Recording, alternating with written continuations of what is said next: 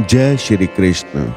प्रस्तुत है 12वां अध्याय भक्ति योग अर्थात भक्ति का विज्ञान। इस अध्याय में आध्यात्मिक साधनाओं के अन्य मार्गों की अपेक्षा भक्ति मार्ग के सर्वोत्कृष्टता के महत्व पर प्रकाश डाला गया है। इसका प्रारंभ अर्जुन द्वारा श्री कृष्ण से पूछे गए इस प्रश्न से होता है कि वो योग में किन्हें पूर्ण माने, क्या जो भगवान की साकार रूप में भक्ति करते हैं या वे जो निराकार ब्रह्म की उपासना करते हैं। इसका उत्तर देते हुए श्री कृष्ण कहते हैं कि दोनों मार्ग भगवत प्राप्ति की ओर ले जाते हैं, किंतु वे उनकी साकार रूप की पूजा करने वाले भक्त का श्रेष्ठ योगी के रूप में सम्मान करते हैं। वे स्पष्ट करते हुए कहते हैं कि मायाबद्ध देहधारियों के लिए उनके निराकार अव्यक्त रूप की आराधना करना कष्टदायक और अत्यंत कठिन है, जबकि साकार रूप की आराधना करने वाले भक्त अपनी चेतना के साथ भगवान में विलीन हो जाते हैं। उनके प्रत्येक कर्म भगवान को समर्पित होते हैं तथा वे शीघ्रता से जीवन मरण के बंधनों से मुक्त हो जाते हैं। इसलिए श्री कृष्ण अर्जुन को अपनी बुद्धि उन्हें समर्पित करने और अपने मन को केवल उनकी प्रेममयी भक्ति में स्थिर करने के लिए कहते हैं, किंतु ऐसा प्रेम प्राय संघर्षमयी आत्मा लक्ष्य नहीं होता। इसलिए श्री कृष्ण अन्य विकल्प देते हुए कहते हैं कि यदि अर्जुन तुरंत अपने मन को पूर्ण रूप से भगवान में एकाग्र करने की अवस्था प्राप्त नहीं कर सकता, तब उसे निरंतर अभ्यास द्वारा पूर्णता की अवस्था को प्राप्त करने का प्रयास करना चाहिए। भक्ति कोई रहस्यमयी उपहार नहीं है, इसे निरंतर प्रयास से पोषित किया जा सकता है। यदि अर्जुन इतना भी नहीं कर सकता, तब भी उसे पराजय स्वीकार नहीं करनी चाहिए, अपितु इसके विपरीत उसे केवल श्री कृष्ण के सुख के लिए अपने कर्तव्यों का पालन करना चाहिए। यदि उसके लिए ऐसा करना भी संभव नहीं है, तब उसे अपने कर्म फलों का त्याग कर देना चाहिए और अपनी आत्मा में स्थित हो जाना चाहिए।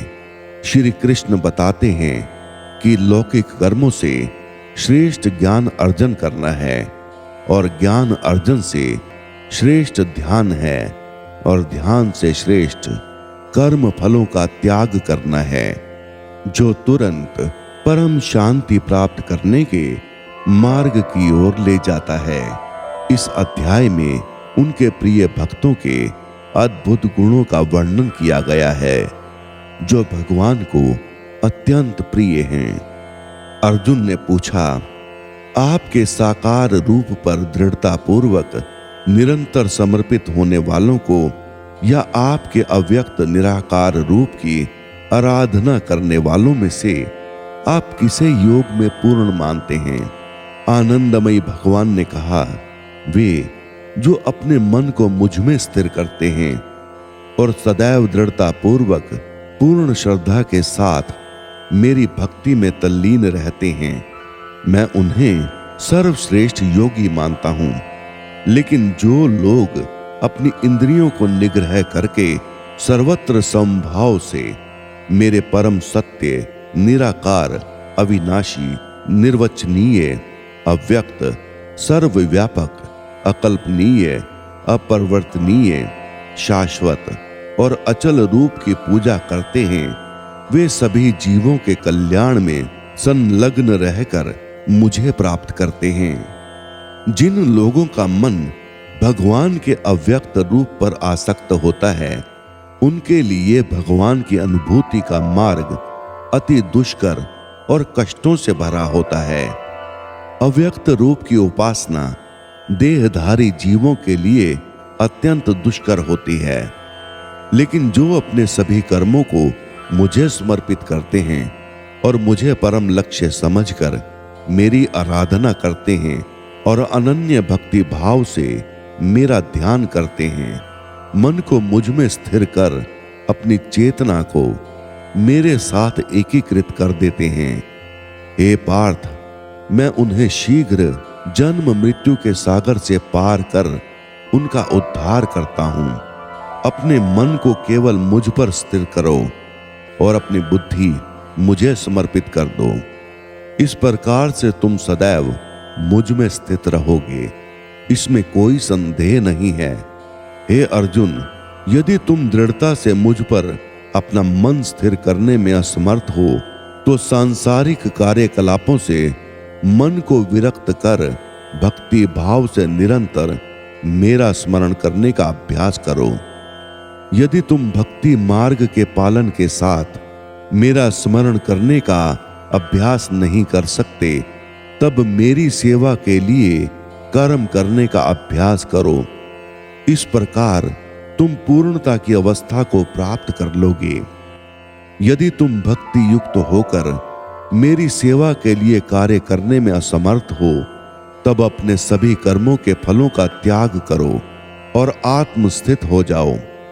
शारीरिक अभ्यास से श्रेष्ठ ज्ञान है, ज्ञान से श्रेष्ठ ध्यान है और ध्यान से श्रेष्ठ कर्म फलों का परित्याग है।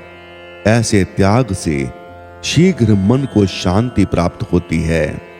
जो किसी प्राणी से द्वेष नहीं करते, सबके मित्र हैं, दयालु हैं, ऐसे भक्त मुझे अति प्रिय हैं, क्योंकि वे स्वामित्व की भावना से अनासक्त और मिथ्या अहंकार से मुक्त रहते हैं, सुख और दुख में समभाव रहते हैं और सदैव क्षमावान होते हैं। वे सदा तृप्त रहते हैं, मेरी भक्ति में दृढ़ता से एकीकृत हो जाते हैं। वे आत्म संयमित होकर दृढ़ संकल्प के साथ अपना मन और बुद्धि मुझ में समर्पित करते हैं। वे जो किसी को उद्विग्न करने का कारण नहीं होते और न ही किसी के द्वारा व्यतीत होते हैं, जो सुख दुख में समभाव रहते हैं, भय और चिंता से मुक्त रहते हैं, मेरे ऐसे भक्त मुझे अति प्रिय हैं। वे जो सांसारिक प्रलोभनों से उदासीन रहते हैं, बाह्य और आंतरिक रूप से शुद्ध, निपुण, चिंता रहित, कष्ट रहित और सभी कार्यकलापों में स्वार्थ रहित रहते हैं, मेरे ऐसे भक्त मुझे अति प्रिय हैं। वे जो ना तो लौकिक सुखों से हर्षित होते हैं और ना ही सांसारिक दुखों से निराश होते हैं, तथा ना ही किसी हानि के लिए शोक करते हैं एवं ना ही लाभ की लालसा करते हैं। वे शुभ और अशुभ कर्मों का परित्याग करते हैं। ऐसे भक्त जो भक्ति भावना से परिपूर्ण होते हैं, वे मुझे अति प्रिय हैं। जो मित्रों और शत्रुओं के लिए एक समान हैं, मान और अपमान, शीत और ग्रीष्म, सुख तथा दुख में समभाव रहते हैं, वे मुझे अति प्रिय हैं। जो सभी प्रकार के कुसंग से मुक्त रहते हैं, जो अपनी प्रशंसा और निंदा को एक जैसा समझते हैं, जो सदैव मौन चिंतन में लीन रहते हैं, जो मिल जाए उसमें संतुष्ट रहते हैं, घर गृहस्थी में आसक्ति नहीं रखते, जिनकी बुद्धि दृढ़ता पूर्वक मुझ में स्थिर रहती है और जो मेरे प्रति भक्ति भाव से परिपूर्ण रहते हैं, वे मुझे अत्यंत प्रिय हैं। श्री कृष्ण भक्तों की 10 अन्य विशेषताओं का वर्णन करते हैं। वे जो यहाँ प्रकट किए गए इस अमृत रूपी ज्ञान का आदर करते हैं और मुझ में विश्वास करते हैं तथा निष्ठापूर्वक मुझे अपना परम लक्ष्य मानकर मुझ पर समर्पित होते हैं, वे मुझे अति प्रिय हैं। इस प्रकार उपनिषद, ब्रह्म विद्या तथा योग शास्त्र रूप श्रीमद् भगवत गीता के श्री कृष्ण अर्जुन संवाद में भक्ति योग नाम का 12वां अध्याय संपूर्ण हुआ। जय श्री कृष्ण।